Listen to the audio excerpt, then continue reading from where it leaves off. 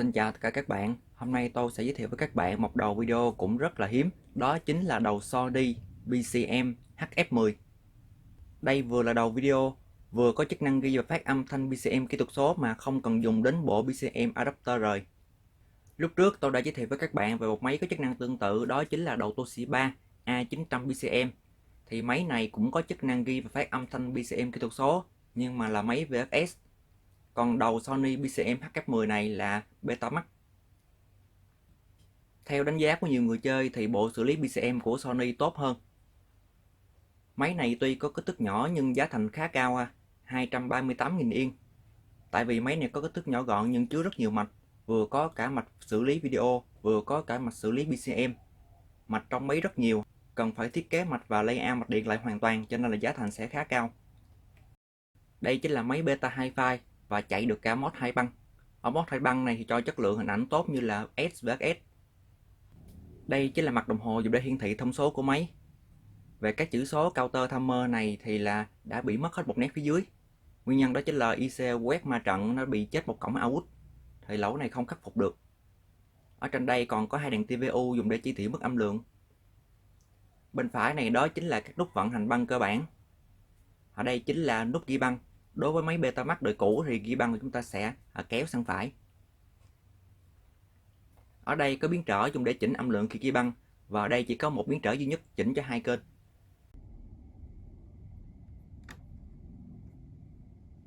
Trong đây chính là các công tắc và nút nhấn dùng để thiết lập các hoạt động của máy. Ở đây có nút nhấn dùng để chọn chế độ hoạt động, nó có thể hoạt động ở mode video thông thường và mode BCM. Ở mode BCM thì đèn hiển thị BCM sẽ sáng lên màu vàng.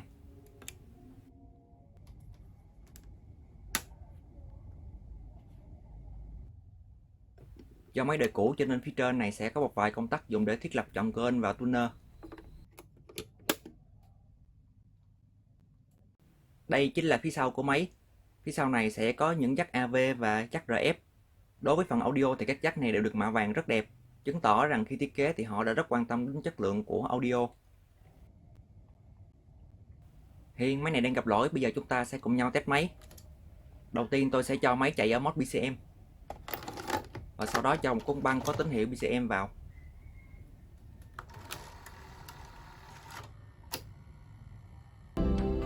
Khi bấm play thì là tiếng ra bình thường, tiếng BCM rất hay.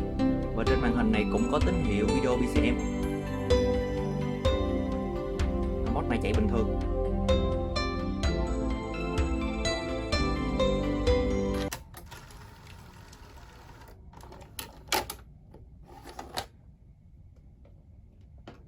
Bây giờ tôi sẽ cho chạy ở mod video thông thường.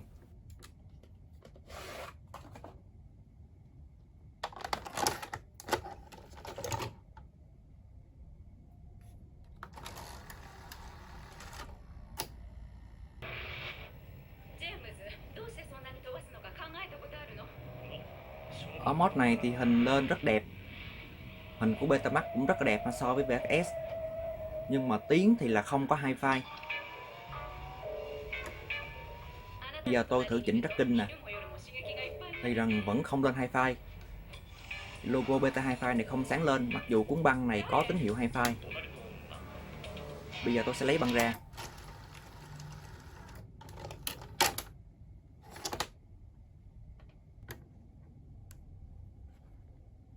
Ở trong bảng điều khiển này có công tắc Beta hi-fi. Thì theo lẽ như bình thường thì khi tôi gạt on thì là cái logo Beta hi-fi nó sẽ sáng lên. Còn trong trường hợp mà nó không sáng, tức là đối với lại cái máy này thì là cái phần Beta hi-fi này đã bị hỏng rồi. Bây giờ chúng ta sẽ cùng nhau mở xem bên trong của máy và sửa lỗi.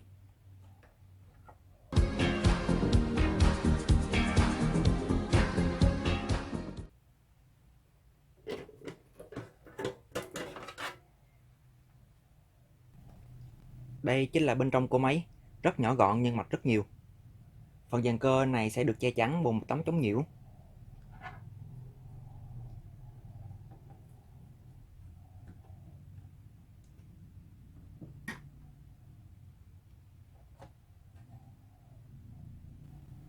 Đây chính là phần dàn cơ của máy. Phía trên dàn cơ này nó sẽ là tấm mạch dùng để khuếch đại tín hiệu RF từ trống từ.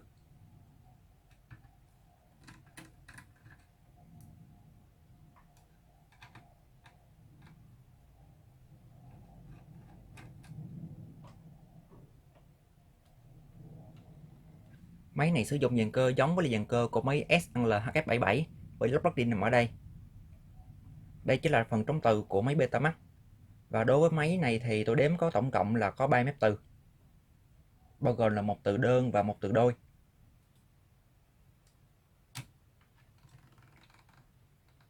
Phía sau đây đó chính là bộ nguồn của máy. Máy này sử dụng nguồn biến áp. Nguồn này chạy rất ổn định, rất bền. Đây chính là phần hộp băng của máy. Hộp băng này sẽ được điều khiển bằng một motor Prologin riêng biệt. Đối với dàn cơ của máy SLHF77 thì sử dụng 2 động cơ ăn khớp trực tiếp riêng biệt cho 2 reel. Còn đối với máy này sử dụng một động cơ reel ăn khớp qua bánh răng trung gian.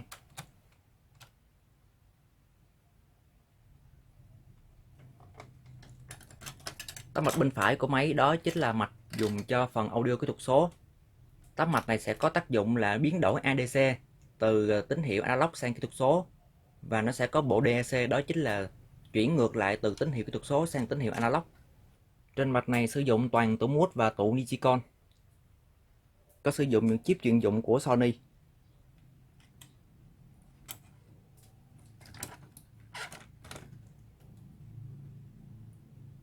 Tấm mạch trên cùng này đó chính là mạch dùng để xử lý tín hiệu RF và tuner. Các IC vi điều khiển trong mạch này đều sử dụng IC của Sony thiết kế và sản xuất.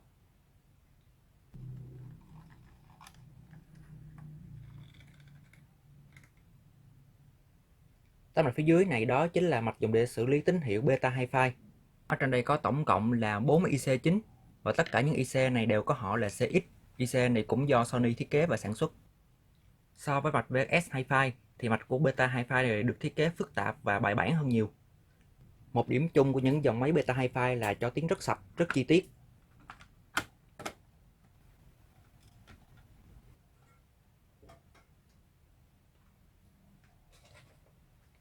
Phía dưới của máy có hai tấm mạch rất to. Mạch bên trái này đó chính là mạch xử lý tín hiệu video, và mạch bên phải này đó chính là mạch dùng để điều khiển hệ thống và điều khiển servo cho các động cơ. Đây chính là hai vi điều khiển dùng để điều khiển hệ thống, và ở đây sử dụng IC dán.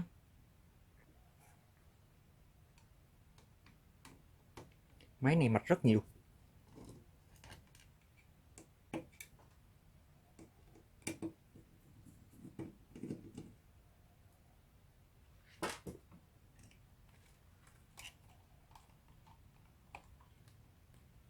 Đây chính là khu vực dùng để điều khiển servo cho các động cơ, và chip servo ở đây cũng là do Sony thiết kế và sản xuất.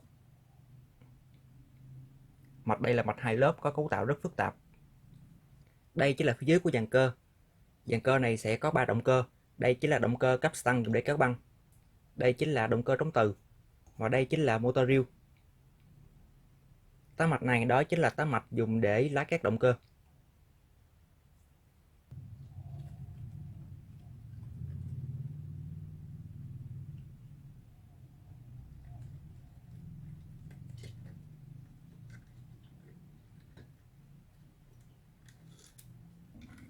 Ở đây có hai tá mạch xử lý video. Một là xử lý tín hiệu video Betamax, và một đó chính là xử lý tín hiệu video BCM. Mạch này có rất nhiều linh kiện, rất nhiều dây dẫn. Những sản phẩm Betamax của Sony thường được đầu tư rất kỹ lưỡng. Mạch điện trong máy được thiết kế dày đặc. Hiếm có một máy Betamax nào thiết kế mạch phức tạp như vậy.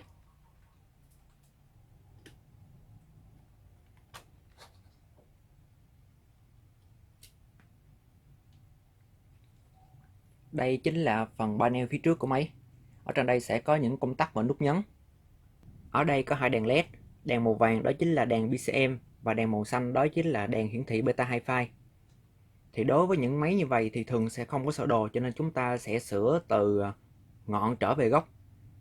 Trong trường hợp này cái đèn beta hi-fi này bình thường nó không sáng lên, chúng ta sẽ kiểm tra tín hiệu của nó. Và đây chính là công tắc beta hi-fi. Gạt qua đây là off và gạt qua đây là on. Bây giờ chúng ta sẽ cắm điện vào thử và xem hiện tượng. Bây giờ tôi bật nguồn lên nè. Mặc dù công tắc beta hi-fi đang để on nhưng mà đèn LED này không sáng.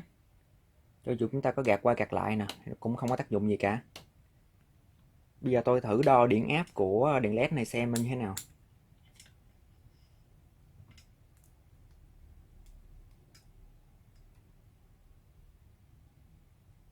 0V ha. Vậy là cái tín hiệu kích đèn LED này không có. Bây giờ tôi sẽ đo điện áp thường trực của đèn LED, tức là đo giữa VCC và RND vỏ máy nè. Thì nó vẫn có 9V. Vậy là cái tín hiệu kích đèn LED này nó không kích cho đèn LED này sáng lên. Đối với trường hợp này chúng ta sẽ kiểm tra từ ngọn gờ gốc, tức là chúng ta sẽ dò ngược tín hiệu kích đèn LED về mạch điều khiển. Do ở đây không có thời gian cho nên là tôi sẽ tóm tắt cái mạch điện như vậy. Đây chính là mạch điện mà tôi vừa dò ra. Máy này không hề có sơ đồ cho nên là chúng ta phải dò thủ công, thì tốn khoảng 15 phút tôi mới dò được cái mạch như vậy. Đây chính là mạch dùng để điều khiển cái đèn LED beta hi-fi. Đây chính là đèn LED beta hi-fi. Và nó sẽ được điều khiển bằng một cái tín hiệu. Tín hiệu này có tên gọi là beta hi-fi on off. Tín hiệu này đến từ mạch audio hi-fi. Và ở đây nó sẽ có 3 transistor để điều khiển cho đèn LED này. Và 3 transistor này nó sẽ nằm rải rác ở hai mạch. Mạch bên phải này đó chính là mạch front panel, tức là mạch phía trước. Và mạch bên trái đó chính là mạch video. Tín hiệu thường trực của đèn LED đó chính là tín hiệu 9V. Và nó sẽ được kích bằng con transistor này thông qua điện trở 22 ohm hạn dòng. Và transistor này sẽ được điều khiển bằng một con transistor ở bên phía bên trái này. Cả hai transistor này đều nằm ở mạch front panel. Và transistor này nó sẽ được điều khiển bằng một con transistor kỹ thuật số nằm ở mạch video. Và con transistor này sẽ được điều khiển bằng cái tín hiệu on off ở đây. Mạch video đó chính là cái mạch bên trái. Và tôi tìm được tín hiệu beta hi-fi on off đó chính là nằm ở cái điểm này. Bây giờ chúng ta sẽ dùng VOM để kiểm tra tín hiệu nó xem nó có đúng hay không. Hiện tại công tắc beta hi-fi đang ở vị trí on là 3,5V. Bây giờ tôi gạt sang off nè. Thì nó là 0V. Gạt sang on lại là 3,5V. Vậy là cái tín hiệu điều khiển beta hi-fi on off này là vẫn bình thường. Bây giờ chúng ta sẽ cùng nhau kiểm tra đến tín hiệu tiếp theo. Đó là tín hiệu chân C của con transistor kỹ thuật số này. Giả sử như tín hiệu kích là mức 1 thì chân C của nó phải là mức 0. Đây chính là tín hiệu chân C của transistor kỹ thuật số. Điện áp ở đây là khoảng 5V. Khi tôi gạt công tắc beta hi-fi on và off này thì tín hiệu này không thay đổi. Vậy là tín hiệu chân C này bất thường. Tín hiệu chân C bất thường này có thể do transistor này hỏng, hoặc là do tín hiệu kích chân B của nó luôn ở mức 0. Bây giờ tôi thử đo tín hiệu từ chân B của nó. Chân B của nó luôn ở 0V. Tín hiệu điều khiển on off này bình thường, còn tín hiệu chân B luôn ở mức 0. Vậy theo kinh nghiệm của tôi thì trong trường hợp này rất có thể do cái tụ này bị rò nè, cho nên là điện áp ở đây nó sẽ bị chập xuống mát nè. Điện áp đây luôn bằng 0. Bây giờ chúng ta sẽ cùng nhau kiểm tra và xem cái tụ này nó nằm ở mạch video.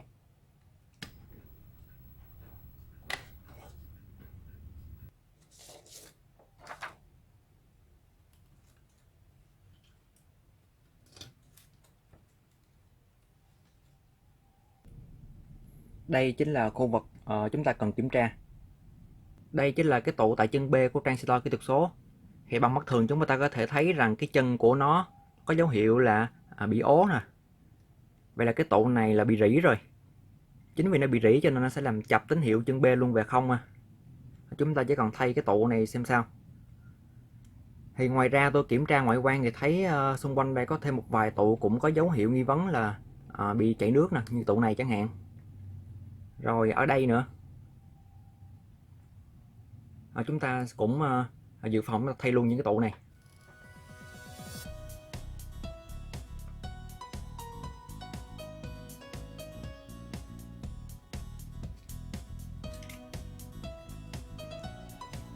Ở đây tôi đã nhổ ra 3 con tụ bị rỉ, đều là loại 10, 16V. Bây giờ tôi sẽ thay thử cái tụ mới xem như thế nào.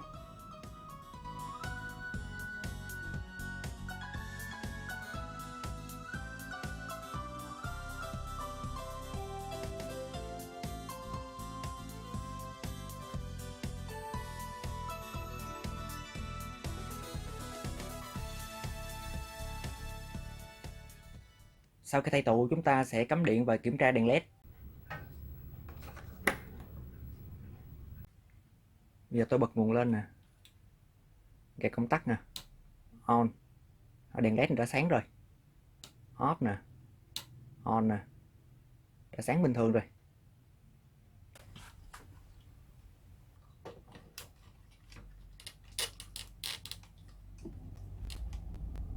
Bây giờ chúng ta sẽ test máy. Đèn beta hi-fi lúc này đã sáng lên rồi.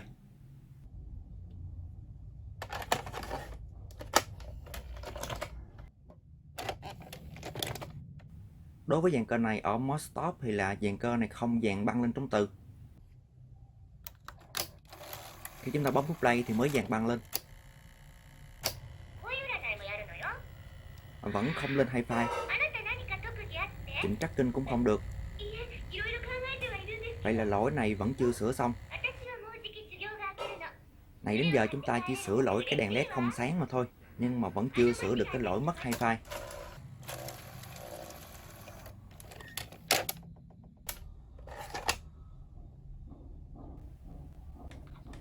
Lúc trước chúng ta đã sửa một cái lỗi mất hi-fi tương tự như vậy ở máy SL HF900, thì có khả năng là máy này nó cũng bị lỗi tương tự như vậy. Nó nằm ở mạch hi-fi. Tấm này phía dưới này đó chính là mạch hi-fi.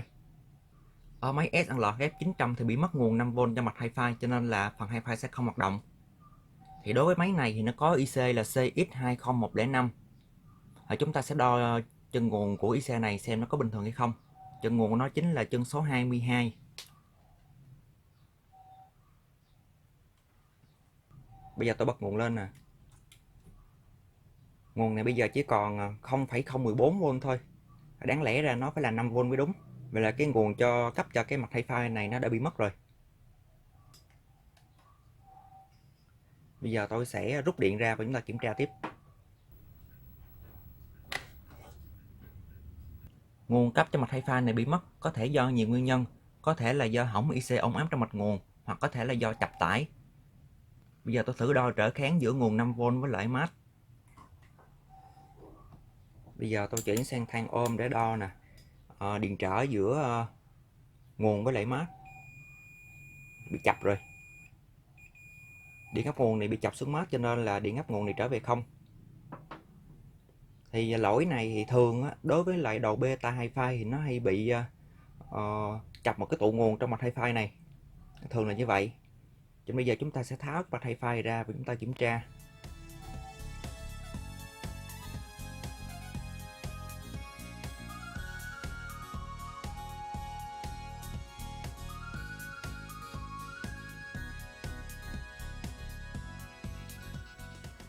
Đây chính là mạch hi-fi, trên đây sẽ có 4 IC. Thì đây chính là dạng mạch song song, tức là nguồn 5V này sẽ cấp cho rất nhiều mạch tải, và mỗi mạch tải này lâu lâu nó sẽ có một cái tụ dùng để ổn áp, ổn định điện áp và lọc nhiễu. Thì đối với máy SL HF900 mà chúng ta sửa lần trước thì là có một cái tụ bị chập, dẫn đến là chập toàn bộ tải. Thì cái mạch này cũng có khả năng như vậy, tại vì thường IC rất là ít khi hỏng, nó chỉ hỏng mấy cái tụ mà thôi. Nên bây giờ chúng ta phải xác định xem cái tụ nào là tụ hỏng. Đối với dạng mạch song song, để xác định được vị trí nào của tải bị ngắn mạch thì chúng ta cần phải cách ly ra, cách ly từng nhóm mạch ra và chúng ta kiểm tra riêng. Sau khi cách ly từng cụm tải thì tôi phát hiện ra có một cái tụ bị chập. Tụ này dùng để lọc nguồn cho IC, nó nằm ở vị trí này. Nó lọc nguồn cho IC CX20105. Đây là tụ loại 1016.3V, tụ của Nichicon. Nó chập rồi cho nên nếu mà chúng ta đo trở kháng của nó thì trở kháng nó rất thấp mà. Nó làm chập nguồn 5V thì chúng ta chỉ cần thay cái tụ mới vào thôi. Ở đây tôi thay bằng tụ loại 1016V. Thì do cái tụ nó cao hơn cái tụ cũ cho nên là tôi sẽ để nằm ha. Để nằm như vậy.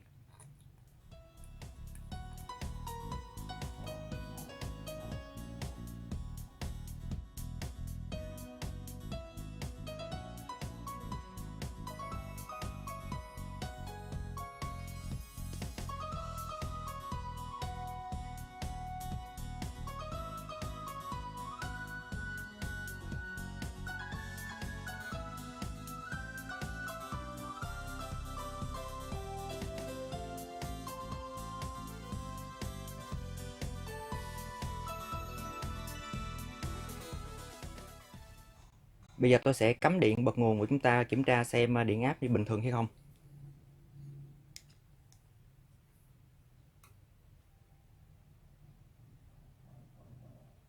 Đây, điện áp nguồn bây giờ là lên khoảng 5V rồi, bình thường rồi. Vậy là có một hi-fi này đã được cấp nguồn 5V.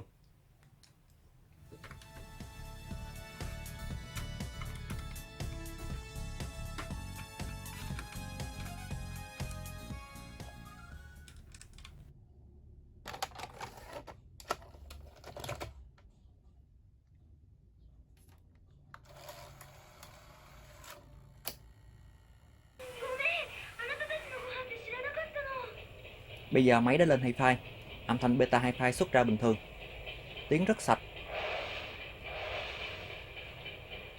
Hình của beta mắt rất là đẹp. Khi tôi chỉnh tracking thì thấy tiếng beta hi-fi rất tốt ha, tracking rất rộng. Vậy thì chúng ta đã sửa lỗi mất beta hi-fi thành công.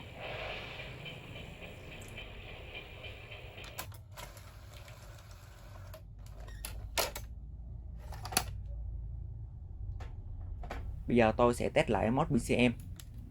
Tôi cho một con băng có tín hiệu BCM vào.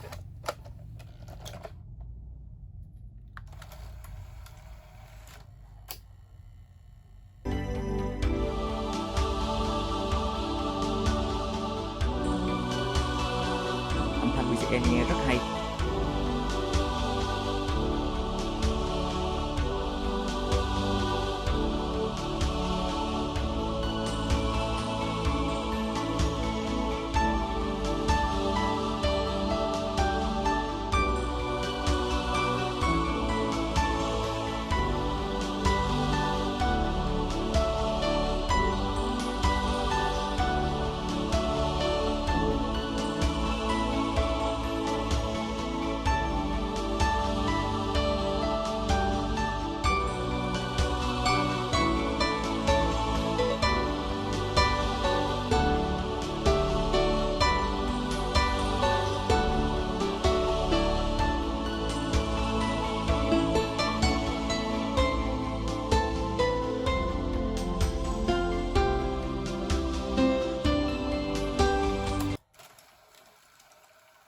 Thì thực tế thì tôi cũng đã test tính năng ghi và phát beta hi-fi và BCM. Máy này hoạt động hoàn hảo. Vậy là hôm nay chúng ta đã cùng nhau sửa đầu BCM HF10. Đây chính là đầu beta max chất lượng cao. Nó có tính năng ghi và phát âm thanh BCM kỹ thuật số mà không cần dùng đến bộ BCM adapter rồi. Máy này bị lỗi mất beta hi-fi và lần này chúng ta đã sửa nó thành công bằng việc là thay những tụt hỏng. Lần sau tôi sẽ giới thiệu với các bạn thêm nhiều đầu video khác, mời các bạn đón xem. Xin chào và hẹn gặp lại các bạn trong những clip tiếp theo.